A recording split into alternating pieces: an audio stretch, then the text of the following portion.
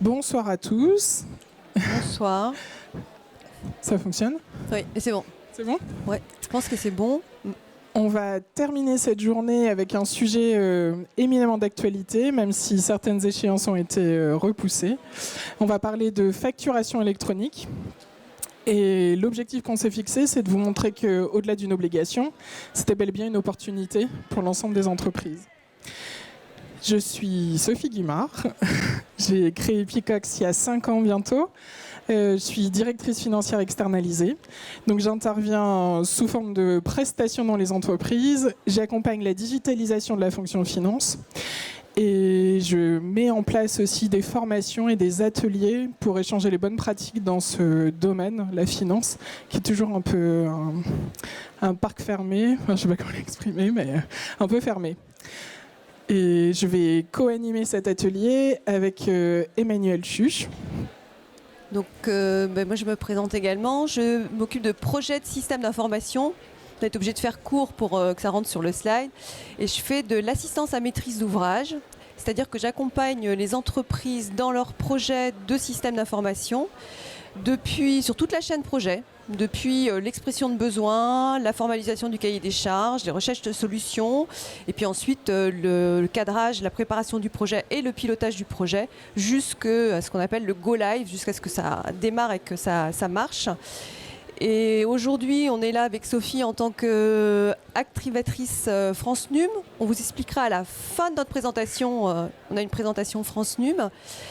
Et également, on intervient parce qu'on a co-conçu avec 4 autres consultantes, donc on est 6 consultantes qui nous sommes constituées en pôle d'expertise sur la dématérialisation des factures.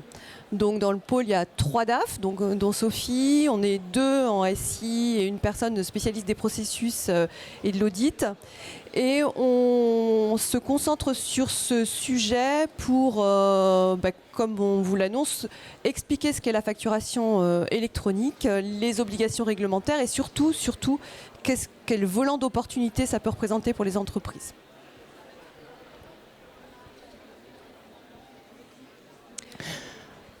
Donc voilà, vous aurez compris au programme, on va adresser 2 points, en quoi consiste cette réforme et comment faire de cette obligation une opportunité. D'abord, il faut savoir qu'il y a les catégories d'entreprises qui sont concernées n'auront pas toutes les mêmes échéances d'entrée dans la réforme. C'est pour ça qu'on vous a rappelé ici les différentes catégories d'entreprises. Alors les seuils, ils s'apprécient, je ne sais plus exactement les dates, mais selon à la fois du nombre de personnes, d'employés et un seuil de chiffre d'affaires. Donc vous voyez que toutes les entreprises assujetties à la TVA sont concernées. Il faut qu'elles soient également établies en France. Et on est d'accord que les franchisés en base sont également concernés par la réforme et devront également se conformer aux obligations de cette réforme de la dématérialisation. Sophie, si tu veux ajouter... Non. Alors là, on va rentrer dans les choses sérieuses. Je ne sais pas si vous avez déjà entendu parler du schéma en Y. Mais c'est en fait le principe d'architecture qui est prévu pour ce système d'information de la dématérialisation des factures.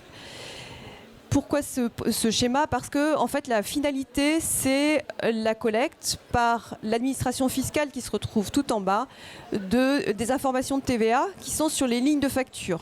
Donc en fait, tout est prévu pour permettre cette collecte. Du coup, les entreprises qui sont en bleu ciel sur les côtés, qui vont être fournisseurs ou acheteurs, vont devoir passer par ce qu'on appelle des portails, donc les PDP, les portails des matérialisations partenaires, ou par le PPF, qui est le portail public de facturation, et qui sont les outils, les concentrateurs qui vont permettre la collecte de ces informations. Donc c'est bien ce principe d'organisation des informations qui va obliger les entreprises à passer par des intermédiaires, qui auront été agréés par l'administration fiscale de manière à devenir ces portails partenaires.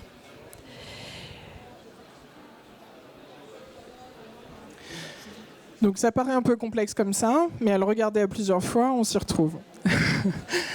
Donc il va effectivement y avoir un intermédiaire qui sera entre l'acheteur et le fournisseur, qui recueillera les informations, qu'il transmettra. Donc entre le fournisseur et l'acheteur, il y a un intermédiaire qui transmet les informations à l'administration fiscale. Par défaut, ça peut être Chorus, que vous connaissez aujourd'hui, mais ce ne sera pas dans sa version actuelle, ce sera dans une version reliftée qui va sortir bientôt. Donc les obligations que vous allez avoir, elles sont liées à ce principe de collecte et les mentions qu'on vous demandera sur la facture. Tout ce qui sera imposé, elle sera fait pour permettre cette collecte automatique et la transmission automatique de la facture depuis le fournisseur vers l'acheteur. Donc au moyen d'une connexion vers un PDP ou sur le portail public, vous pourrez émettre vos factures et vous pourrez récupérer vos factures. Est-ce que c'est clair le vocabulaire, la PDP? Vous avez bien les légendes en dessous. Donc plateforme de dématérialisation partenaire, elles ne sont pas encore nommées, elles ont remonté un cahier des charges là récemment, mais pour moi les noms ne sont pas encore officiels. Donc ne vous faites pas... Attendez. Elles n'ont effectivement pas encore été agréées. S'il y a des questions à la fin, on pourra revenir sur le schéma et vous pourrez les poser si vous le souhaitez. Alors, les obligations, on a parlé des tailles d'entreprise, mais on va aussi parler du type de business. Selon que vos entreprises font du business uniquement en France, en B2B, on sera sur de la facturation électronique qui s'appelle de l'e-invoicing. Donc il faudra respecter un certain nombre de formats qui sont agréés. Tout ça, ce sera mis à disposition par vos solutions informatiques qui devront générer automatiquement ces factures au bon format. Si vous êtes dans les autres cas de figure, à l'international, en B2B ou en France, en B2C et B2C à l'international, là, vous devrez produire de l'e-reporting. Alors, il y avait un atelier ce matin qui vous expliquait les obligations liées au reporting, me semble-t-il. Donc là, il faudra non pas produire les factures au format électronique attendu, mais un état de votre chiffre d'affaires ou de vos transactions avec ce format de e-reporting. Tout ça, ce sera mis à disposition par les solutions informatiques et vous devrez les déposer sur les PDP automatiquement ou de manière connectée au travers de votre solution.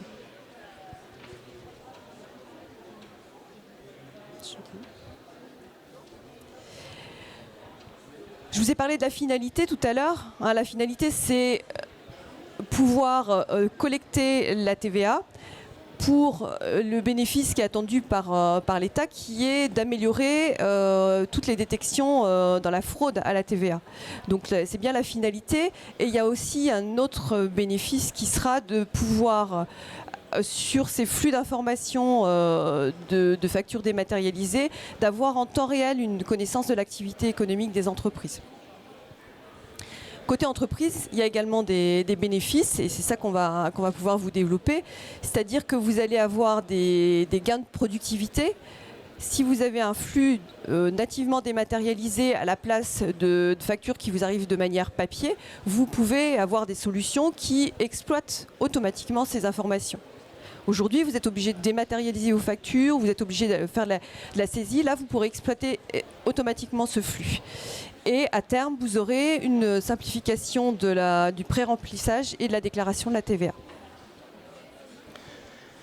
Là, on est sur le discours officiel, sur la présentation qui est faite de l'État, de la présentation de cette réforme et aussi des bénéfices attendus.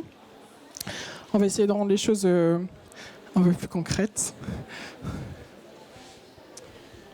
Alors, je pense que tout le monde est au courant que le calendrier, il a été, au courant de l'été dernier, il a été ajourné et puis il est en cours d'officialisation puisque ça dépend du programme de loi de finances qui doit être voté. Donc, le nouveau calendrier officiel, même s'il n'est pas complètement finalisé, il fait état aujourd'hui de délais qui ont été repoussés en gros de presque 2 ans, avec sur 2024 des tests de la plateforme. Donc on entend par plateforme la plateforme, la PPF, la plateforme de facturation. Et puis en 2025, des essais avec des entreprises et puis avec l'administration qui vont faire des essais sur la base du volontariat. La partie génération et obligation, ce sera à partir de 2026. Les dates qui sont annoncées pour l'instant, c'est 1er septembre 2026, obligation d'émission pour les grandes entreprises et les ETI. Et 1er septembre 2027 pour les PME et les TPE. Alors, on a l'impression que les obligations sont différentes pour les entreprises, mais ce dont il faut bien prendre conscience, c'est qu'à partir du moment où une partie des entreprises ont des obligations d'émission de factures dématérialisées, il faut que les entreprises qui reçoivent ces factures se mettent en situation de pouvoir recevoir les factures dématérialisées. Donc en fait, à la première échéance, il y a une obligation au moins de réception pour les plus petites entreprises. Donc pour tout le monde, la première échéance, c'est le 1er septembre 2026.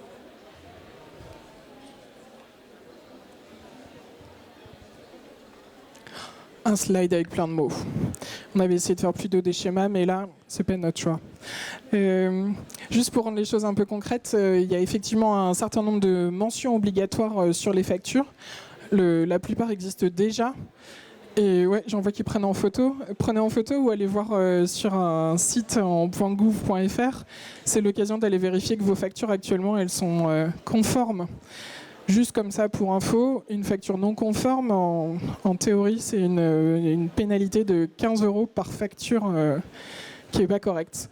Donc la date, le numéro de facture, la date de la vente, l'identité du vendeur, sirène, sirette, ça on le voit, l'identité de l'acheteur, la dénomination sociale, l'adresse de livraison, adresse de facturation si différente, le numéro de bon de commande s'il a été émis, et en plus ça vous fera gagner du temps pour vos encaissements clients. Le numéro de TVA intracommunautaire du vendeur. Alors ça, c'est pas obligatoire si on fait du commerce entre deux entreprises françaises. Je pense que si vous arrivez de faire du commerce à l'étranger, vous n'allez pas avoir deux modes de facture, une pour les factures françaises et une pour les factures étrangères. Et puis, qui peut le plus, peut le moins. Au moins, vous êtes sûr que vous facturez la bonne entité quand vous avez le numéro de TVA intracommunautaire. Et vous ne vous tromperez pas. Donc moi, je ne peux que vous recommander de mettre le numéro de TVA intracommunautaire, même si vous facturez une entreprise française. Moi, il n'y aura pas d'ambiguïté et ça sera une source de moins de trouver des raisons pour vous payer en retard. Je pense que ça vous est tous arrivé de dire « Ah mais non, c'est pas la bonne entité. Ah mais non, c'est pas bien libellé ». Donc demandez le numéro de TVA intracommunautaire, vous pourrez identifier clairement qui est l'entreprise. Ensuite, effectivement, préciser clairement quelle est la désignation et le décompte des produits et services, le taux de TVA applicable, la somme totale à payer hors taxe et TTC, et puis le paiement, en ce qui concerne le paiement, l'échéance, les conditions d'escompte en cas de paiement anticipé, taux de pénalité en cas de retard de paiement 40 €. Cette phrase-là, vous pouvez la copier-coller, la mettre sur vos factures, c'est une mention qui devient légale. Et puis aussi pour ceux qui sont en franchise de TVA, je pense aux micro-entrepreneurs, il y a effectivement la mention de ce code des impôts, du code des impôts. Donc ça, c'est les données qui sont déjà obligatoires aujourd'hui, et ça veut dire que ça va faire partie des données qui devront figurer sur la facture, mais c'est aussi des données qui devront être encapsulées finalement dans la facture demain. Et c'est en ça que la facture dématérialisée, c'est pas juste envoyer des factures en PDF, comme on le fait déjà aujourd'hui. Pour un certain nombre, on peut même le faire à partir de factures Excel. Mais c'est le bien d'avoir une facture avec il y a différents formats de factures. Il y en a un qui permet d'avoir la visualisation comme un PDF aujourd'hui, mais avec toutes ces données qui vont pouvoir être récupérées par l'intermédiaire. Souvenez-vous, sur le schéma en Y, il y avait au milieu, et c'est toutes ces données qui vont pouvoir être récupérées à ce niveau-là. Donc ça, c'est les données qui sont obligatoires aujourd'hui déjà. Et puis ça, ce seront les mentions complémentaires. Et on voit bien que c'est lié à la TVA. Option pour le paiement de la taxe sur les débits. Donc ça veut dire, est-ce que vous payez la TVA quand vous émettez la facture ou est-ce que vous payez la TVA quand vous recevez la facture ? Est-ce que c'est une livraison de biens, de prestations de services, ou il y a des biens et des prestations de services ? Tout ça, c'est effectivement des conditions qui conditionnent le paiement de la TVA. N'oubliez pas d'adresser l'adresse de livraison des biens. Et puis, vous voyez apparaître le numéro de sirène du client professionnel. Évidemment, un particulier n'en a pas. Donc vous pouvez commencer dès maintenant à récolter les numéros de sirène de vos clients, si ce n'est pas le cas, parce que quand il va falloir mettre à jour tous vos clients, ça peut prendre du temps, c'est pas très amusant, et donc autant prendre le pli dès maintenant.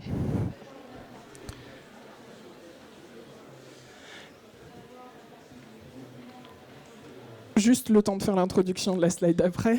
On parle donc là de e-invoicing. Vous vous souvenez, c'est les factures entre entreprises françaises assujetties à la TVA. On est donc dans ce cas-là. Donc finalement, c'est certainement ce qui se rapproche le plus de ce qu'on connaît déjà. Une facture avec des données qui vont être encapsulées, ça c'est la nouveauté. Ce dont je vais vous parler maintenant, c'est les 3 autres cas. Donc vous êtes concerné si vous avez des clients particuliers ou si vous faites du business avec l'international. Et c'est ce qu'on appelle l'e-reporting. Donc les informations, elles sont moins détaillées puisque c'est un reporting et c'est pas de l'e-invoicing. En revanche, il faudra quand même transmettre des informations. Alors là, de 2 ordres. La première sur les transactions et la deuxième sur les paiements. Donc sur les transactions, ça va être le chiffre d'affaires par jour et puis aussi les informations du client ou du fournisseur international. Pour ce qui concerne les informations de paiement, là aussi, ça concerne la vente de prestations de services en B2B, en B2C et en B2B international. Et donc, les données à transmettre, c'est la date d'encaissement et le montant encaissé de la prestation de service. Tout ça, c'est aussi pour vous aider à améliorer vos conditions de paiement. On voit que les informations là, du e-reporting, enfin pas vos conditions de paiement, vos délais de paiement d'ailleurs. Donc voilà, donc on voit qu'on a des données différentes si on a sur de l'e-invoicing ou sur du e-reporting.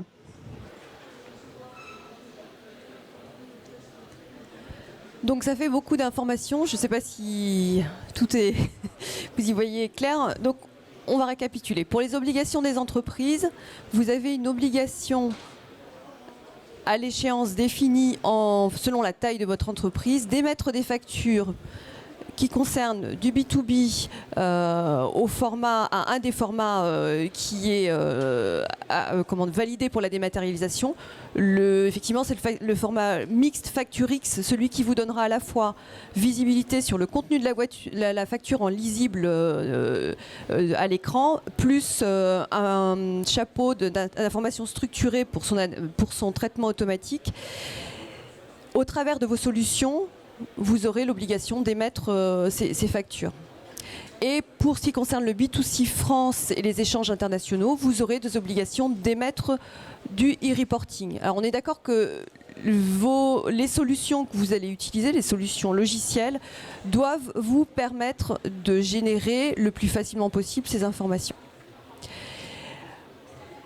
Autre obligation qui est liée au schéma qu'on vous a présenté tout à l'heure, c'est la transmission des flux dématérialisés de factures en recourant à des portails qui sont agréés par les services fiscaux. Donc soit le portail de l'État, le PPF, qui sera gratuit, mais qui aura peu de fonctionnalités, qui sera sans doute avec peu de services, soit un PDP, un portail dématérialisation partenaire, qui lui pourra vous offrir d'autres services associés, mais qui sera pour le coup payant. Et puis, vous aurez comme obligation le fait de recevoir les factures B2B France dématérialisées au travers des portails que vous indiquez. Alors ça, c'est les obligations si on se limite au cadre de la réforme, mais quitte à bousculer un peu ses habitudes, autant aller plus loin et aller jusqu'au bout de la démarche. On pense que c'est effectivement une opportunité pour les entreprises parce que c'est l'occasion d'avoir un regard neuf justement sur l'administratif et le financier. C'est souvent des fonctions ou des process un peu négligés. C'est l'occasion de se mettre en conformité. Tout à l'heure, je vous redonnais les mentions obligatoires sur facture. Ça prend pas très longtemps, mais parfois on se dit « Ah ouais, quand même, il va falloir que je modifie ma base de données, que j'aille rechercher ces autres données clients. » Enfin voilà, ça demande quelques petits aménagements. C'est l'occasion de dématérialiser ces processus. On entend encore, on entend des entreprises aujourd'hui qui disent mais oui, moi j'ai un logiciel de facturation, je génère des factures PDF. Et on se dit top, en fait, elles sont déjà bien embarquées. Il va falloir modifier à pouvoir ajouter ces données encapsulées et sortir des factures en FactureX par exemple. Et puis quand on continue la conversation, mais en fait ces factures elles sont imprimées, signées par le dirigeant avant d'être envoyées. Et là, patatras, on perd tout le bénéfice de la dématérialisation. Donc dématérialiser des processus, c'est pas juste générer des PDF. C'est aller plus loin dans le process de validation, dans le bon à payer, dans le suivi. Pourquoi pas dans la remontée vers les commerciaux. Donc c'est aller plus loin que juste générer des factures en PDF ou d'avoir un outil qui va bien. C'est aussi automatisé.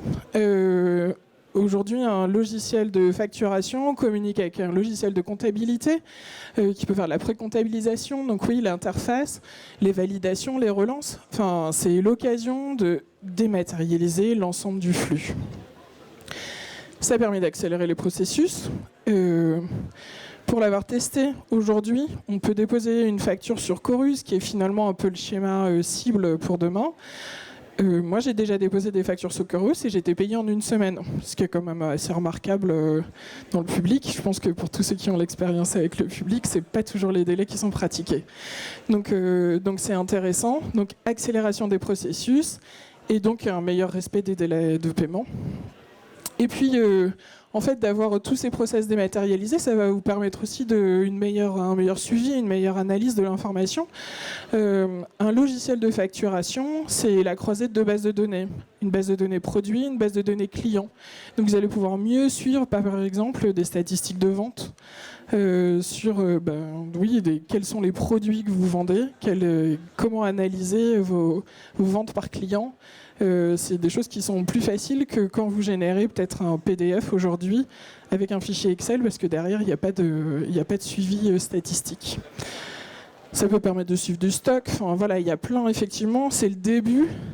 C'est la partie immergée de l'iceberg, mais qui peut permettre d'aller très loin et je ne dis pas qu'il faut que tout le monde aille aussi loin, mais en tous les cas, ça peut permettre de se poser à un moment et c'est l'occasion de poser ce regard neuf, de faire un arrêt sur image. Donc on vous expliquait le principe, comment ça fonctionne, sur vos obligations, les opportunités. Maintenant, comment s'y préparer? Donc le parti pris qu'on a eu, c'est de vous présenter en fait deux cas de figure. Un cas de figure qui part de rien, ou en tout cas de tout à construire, c'est-à-dire un cas de création, dans un cas de création d'entreprise, et un deuxième cas de figure que vous exposera Sophie, où vous êtes déjà en activité et il va falloir, avec le système d'information et les outils que vous avez déjà en place, passer à l'e-invoicing, c'est-à-dire à la dématérialisation des factures. Donc en création, on est parti d'une des la première étape, c'est que vous allez a priori pour votre société choisir un expert comptable.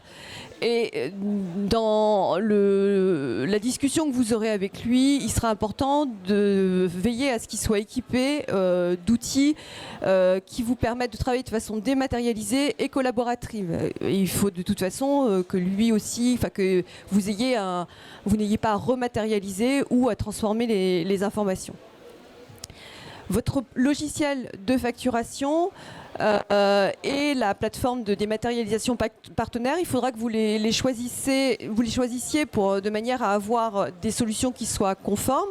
Donc on a bien dit à la plateforme de dématérialisation, aucun agrément n'a été donné pour l'instant, donc il faut attendre. Aucune solution ne peut se prévaloir d'avoir un agrément puisqu'ils n'ont pas encore été donnés par l'administration.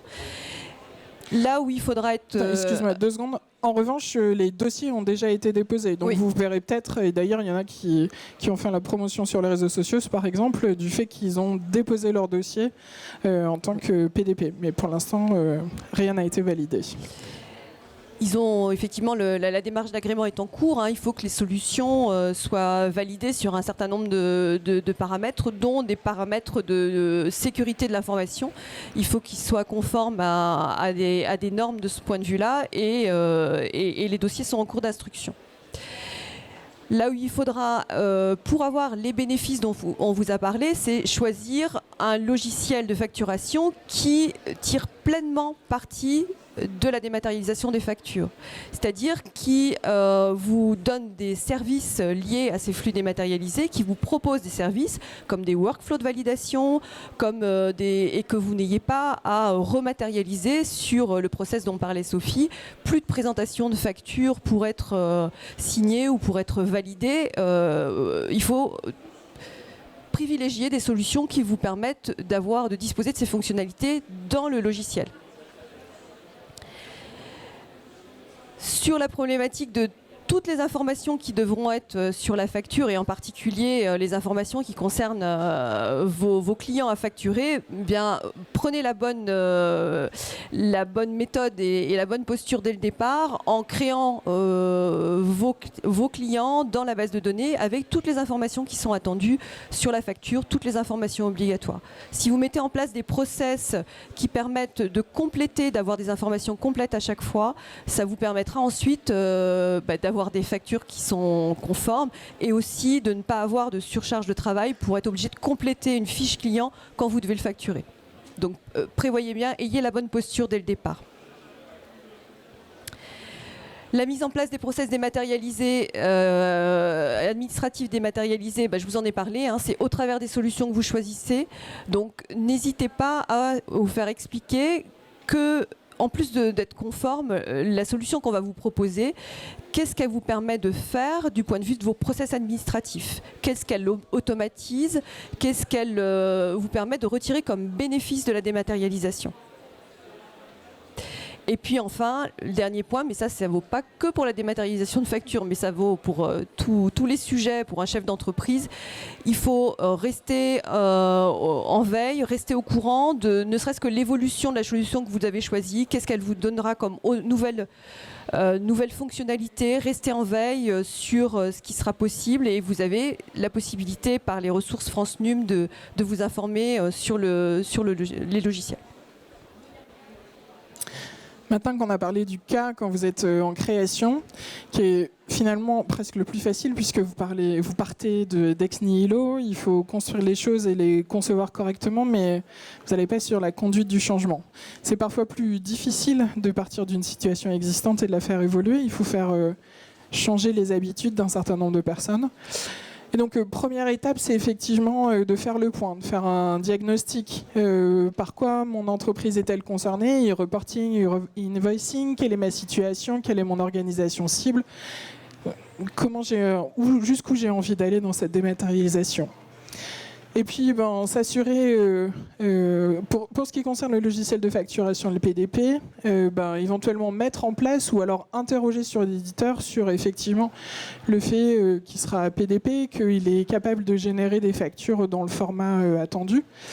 Et puis de choisir un PDP qui soit payant, donc on l'a dit tout à l'heure, qui offrirait donc des services complémentaires, ou alors qui sera dans sa version de base, le PPF, c'est Chorus. Deuxièmement, et ça c'est l'expérience qui parle, compléter ces bases de données. Je crois que c'est rare quand je fais ce contrôle, que j'interviens chez mes clients, que je regarde quelles sont les mentions obligatoires sur les factures, qu'elles y soient toutes. Et c'est le cas aussi quand les entreprises utilisent des logiciels qui sont sur le marché. Je n'en citerai pas, mais je fais régulièrement des revues de factures et je m'aperçois qu'il manque des factures. Donc c'est de votre responsabilité de dirigeant en cas de contrôle fiscal. C'est votre responsabilité, ce ne sera pas celle du logiciel ni celle de l'expert comptable, mais bien la vôtre qui sera mise en cause. Donc regardez.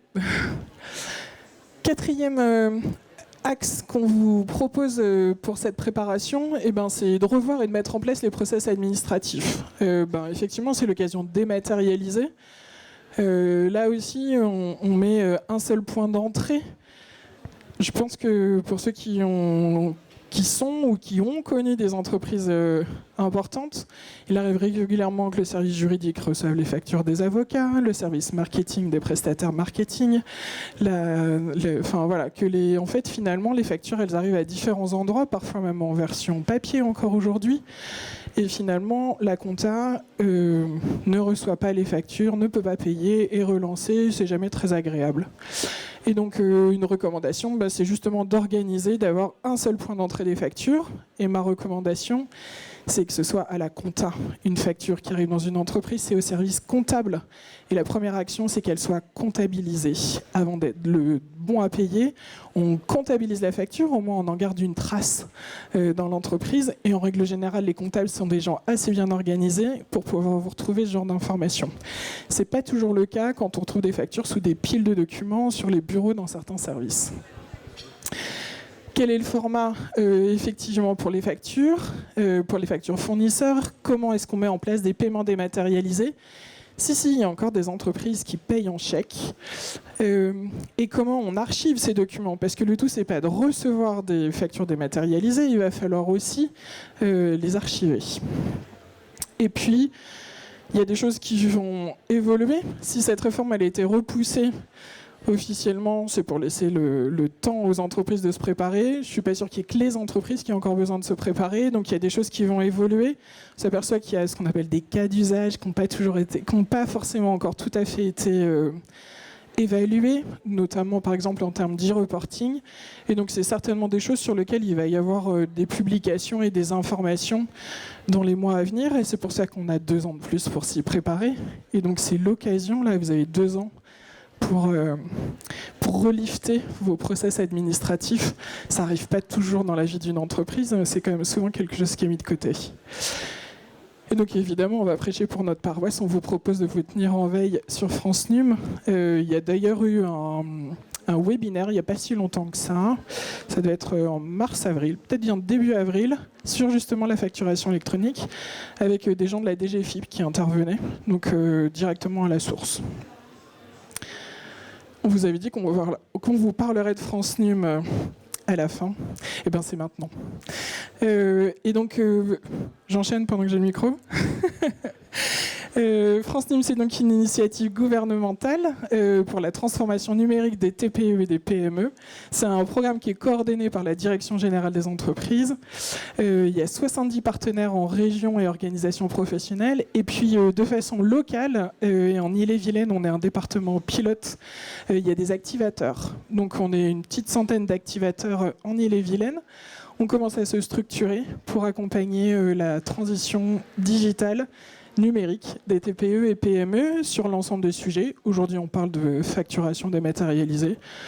On est capable d'intervenir avec l'ensemble des compétences qu'on a sur différents sujets. France Num propose des formations gratuites, donc jusqu'à 3 formations sur les thématiques de votre choix. Donc vous avez ici des QR codes ou des liens pour pouvoir aller voir ça de plus près. Des guides et des conseils, effectivement, sur la facturation électronique, des fiches pratiques de la DGFiP.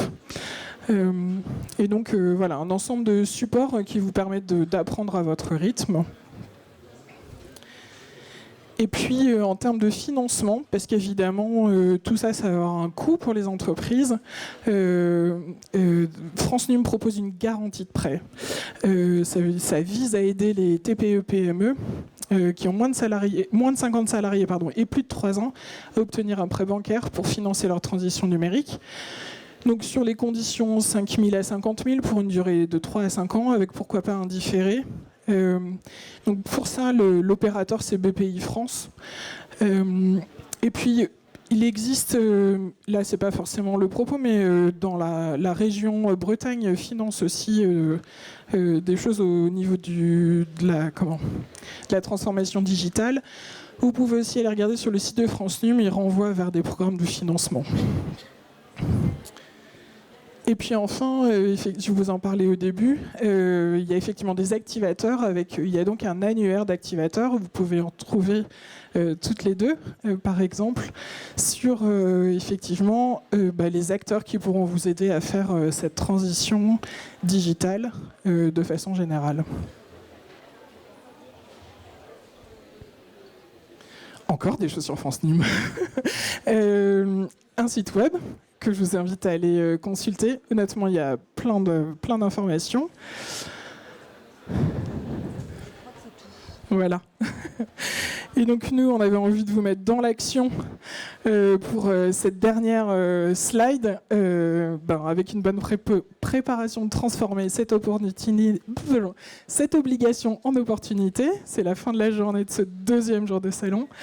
Alors go, go, go, il n'y a plus qu'à.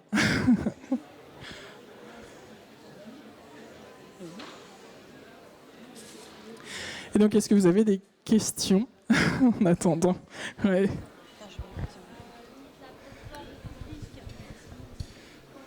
Merci. La plateforme publique Chorus Pro est gratuite. Oui. Et la plateforme, je pense, privée, qui est payante, elle est payante à quel ordre ? Ça va être chaque acteur, c'est des acteurs privés. Ça va être aujourd'hui, si vous regardez un peu sur les réseaux sociaux, rien que sur LinkedIn, si vous tapez PDP, vous allez voir qu'il y en a plein qui ont renvoyé leur dossier. Sauf de ma part, ils devaient renvoyer leur dossier pour fin septembre. Et donc vous allez voir tous ceux qui se déclarent. Peut-être que si vous existez déjà, est-ce que votre logiciel actuel est déjà, est en lice pour être PDP ou pas, ou sinon il va falloir mettre un PDP entre votre logiciel de facturation. Si on vient sur le schéma en Y,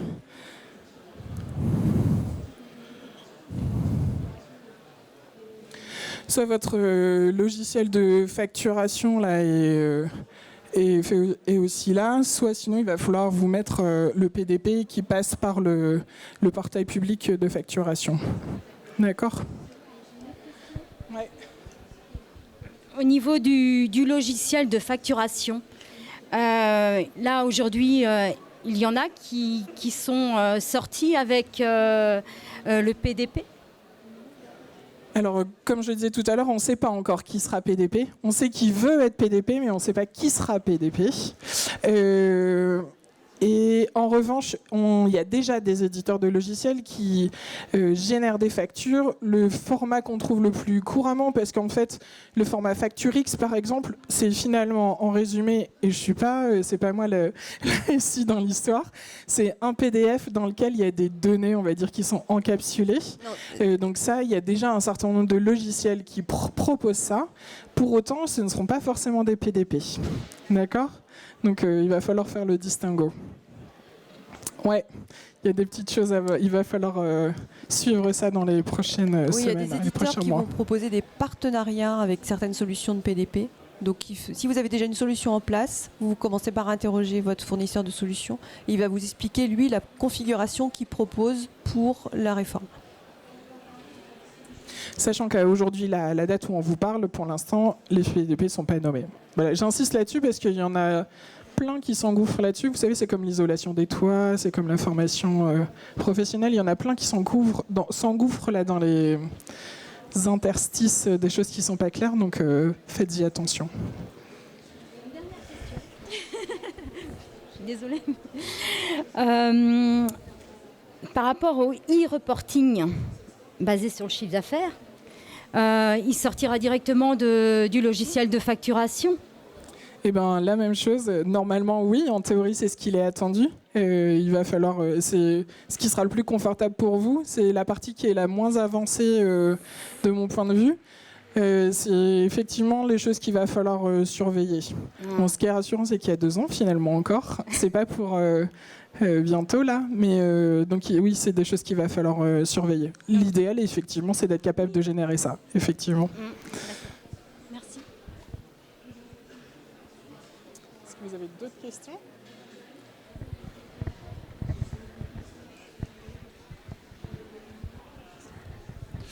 Oui, bonjour. Merci pour la clarté de vos propos, en tout cas.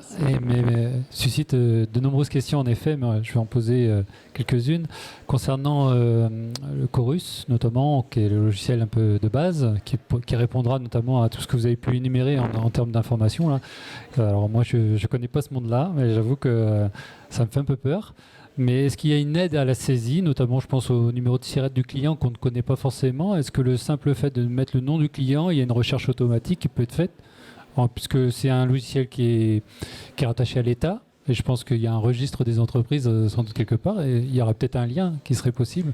Il y a un registre des entreprises. Je suis en train de réfléchir si le SIRET vous est suggéré quand vous saisissez le nom, ou si c'est plutôt à partir du moment où vous avez saisi le SIRET qu'il vous suggère les noms. Je ne sais plus. Peut-être que quelqu'un a la réponse dans la salle. Mais à la rigueur... Comme vous l'avez utilisé, je pensais que... Ouais, j'ai un trou là. Je serais devant l'écran, je pourrais vous répondre, mais j'avoue que je l'ai pas retenu. En revanche, pour moi, dans la bonne pratique, c'est de poser la question à la personne à votre interlocuteur et à votre interlocuteur de la compta. Voilà, créez-vous, ça peut paraître un peu old-fashioned, mais une fiche client où vous récupérez les bonnes informations. Ce numéro de SIRET, c'est pas obligatoire sur les factures. N'empêche que si vous avez un impayé, vous serez bien embêté le jour où il faudra engager des poursuites contre cette société, parce qu'en fait, c'est comme si vous n'aviez pas le numéro sécurité sociale de la personne que vous devez poursuivre. Comment vous savez que c'est exactement cette entité-là? Et puis dans les groupes, et des fois, ça ne change pas grand-chose, les noms et tout. Donc moi, c'est vraiment une recommandation forte.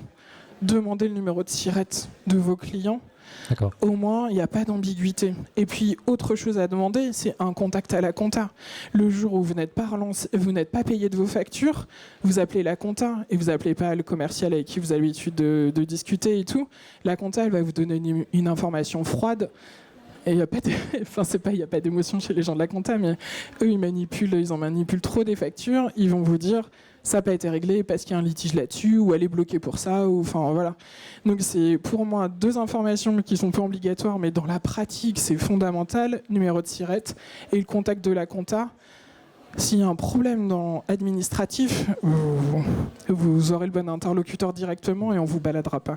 Ce qui est important, c'est qu'au moment de valider, il y ait un contrôle quand même des données, parce que si le numéro de SIRET est mal saisi, derrière, est-ce qu'on a un moyen de remodifier sans sanction, sans facturation, sans qu'on nous... Alors, il est toujours possible d'avoir une facture et puis d'en refaire une. Déjà aujourd'hui, c'est la façon dont ça fonctionne. Normalement, une fois qu'une facture est émise, on ne peut plus la modifier. Donc la façon de faire, c'est d'émettre un avoir et de refaire la facture. Et il n'y a pas de... Ça se fait, il n'y a pas de souci. Une rétractation est toujours possible. Donc je ne sais pas comment ça se passe derrière. Est-ce qu'il y a des solutions qui sont proposées par rapport à ça Alors dans les PDP, sauf faire de ma part, et je crois que c'est un point qui fait débat d'ailleurs, c'est qu'en théorie, en comptabilité, mais je découvre moi aussi des choses encore, on ne peut pas refuser une facture. Et ça fait partie du process là justement de pouvoir refuser une facture dans le PDP. Donc il y a des process, effectivement, il y a des statuts qui vont permettre effectivement de faire des contrôles avant d'envoyer ou même de recevoir la facture, une facture fournisseur chez vous. D'accord. Dans la liste aussi, vous avez énuméré le numéro de commande aussi qu'il était possible de saisir. C'est-à-dire que le Chorus notamment pourrait éventuellement aussi aider à générer un bon de commande ou... Alors, Ça va dans jusqu'à là Chorus, alors ça, c'est aussi une question de paramétrage de la structure qui utilise Chorus. Il peut demander ou pas, effectivement, que vous indiquiez le numéro de commande. Moi, par exemple, ici à Rennes, il m'arrive de facturer Rennes 1. Il faut que j'indique un numéro de commande. Il faut que j'indique dans ma facture quand je dépose sur Chorus. Et c'est comme ça que, en fait, le match se fait facilement entre si la facture que vous envoyez correspond au bon de commande. Ça match, ça déclenche le paiement, c'est ça qui déclenche le bon à payer. Moi, j'ai connu ça dans des entreprises qui utilisaient SAP, par exemple, dans des grosses entreprises industrielles. Si le numéro de commande correspond, si sur la facture figure le numéro de commande, si tout match, le bon à payer il est donné automatiquement, en fait. D'accord. Donc, l'idée de cette réforme, pour moi, c'est aussi de descendre ce type de process-là, qui était avant réservé aux grandes, dans des strates d'entreprises plus petites, et qui permet de verrouiller les choses et pas se faire balader, j'allais dire, parfois dans le règlement des factures. D'accord. Et si on va au-delà, c'est-à-dire le client reçoit donc la facture numérisée là, enfin, et sécurisée. Il y a un moyen de paiement qui lui est suggéré via la plateforme, ou est-ce qu'il faut absolument qu'il passe par une... Non, il n'y a pas de moyen de paiement. Parce que je sais que notamment les collectivités payent par mandat administratif. Pas toujours, elles payent par virement aussi maintenant. Ouais. Mais il ne passera pas par cette plateforme-là, quoi. Oui, alors maintenant, il y a aussi des logiciels qui permettent des liens et qui vous pouvez faire un paiement par carte bancaire en ligne directement, finalement. Très bien. Non, il n'y a pas de... Et j'avais une dernière question sur la sécurité. Ouais. Sur la sécurité, en fait, moi j'imagine qu'on va créer un espace sur Chorus, par exemple, pour accéder aux données et saisir ces données-là. Maintenant, je ne serai peut-être pas la seule personne habilitée à la saisie. C'est-à-dire que chaque salarié devra créer son propre compte. Comment ça se passe ? Alors, me concernant, je n'ai pas la réponse là tout de suite. Je ne sais pas si mes collègues savent. Pour moi, c'est une question de gestion des droits. Je ne sais pas si tu as un micro, peut-être, Emmanuel. Ah oui, je suis désolée. C'est la fin de la journée. Sur les comptes personnels, c'est ça ? Mais en fait, pour moi, c'est... Alors, je ne l'ai pas vu en place dans cette version-là, mais ça va être une gestion de droit comme un logiciel aujourd'hui où tout le monde n'a pas accès à la même chose partout pour tout faire. D'accord, il y a une notion d'habilitation, de paramétrage qui est possible. J'imagine. J'ai pas encore vu, je vous avoue, j'ai pas vu cette nouvelle version. Et comme c'est dans le cloud, quelque part, qui a le droit de regard sur ces informations-là ? L'État, déjà ? L'État on l'a vu dans le schéma en Y. Ça peut être le banquier, ça peut être... il y a d'autres personnes qui ont accès à ces données-là ? Pour moi, c'est l'État. Et on a dit que dans les... une des ambitions, c'est d'améliorer la détection de la fraude. Donc, effectivement, c'est l'État... il est où ce schéma ? Voilà, toutes les informations elles vont être transmises à l'administration fiscale. À terme, l'objectif, c'est de ne plus avoir à faire de déclaration de TVA. Ça va être automatisé. Si vous lui donnez les droits, oui. Mais ça, c'est la relation de confiance que vous avez avec votre expert comptable. D'où le choix important au départ là, de savoir si il est prêt déjà sur ce type de sujet, si c'est sa pratique ou s'il est encore sur une pratique très papier.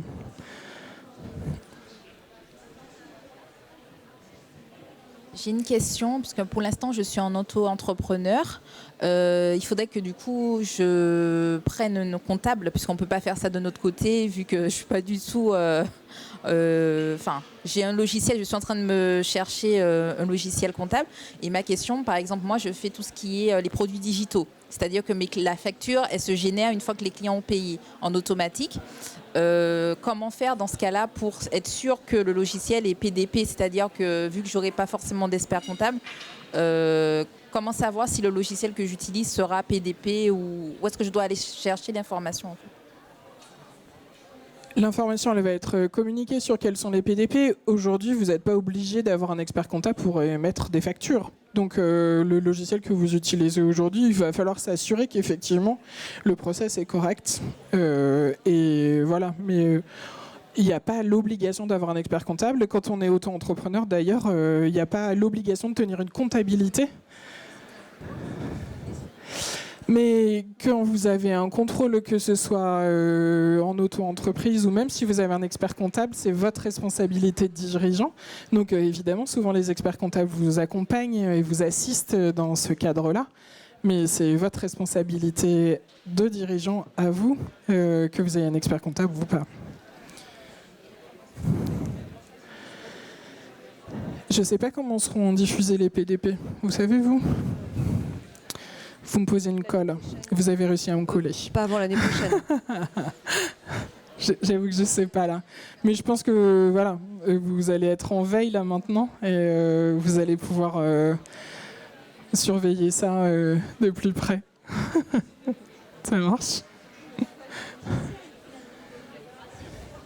Un choix de logiciel, et pour moi, quitte à choisir un nouveau logiciel, réfléchissez à automatiser, surtout si j'ai plusieurs dans l'entreprise. Enfin voilà, on voit encore plein de boîtes où le bon à payer il est donné par une petite signature au bas d'une facture ou des choses comme ça. Donc c'est l'occasion de réfléchir à comment on matérialise, ou est-ce qu'on a absolument besoin de le faire de cette façon-là. Il y a des logiciels qui vont aider ça à valider, on parlait de workflow, qui vont aider à valider ça.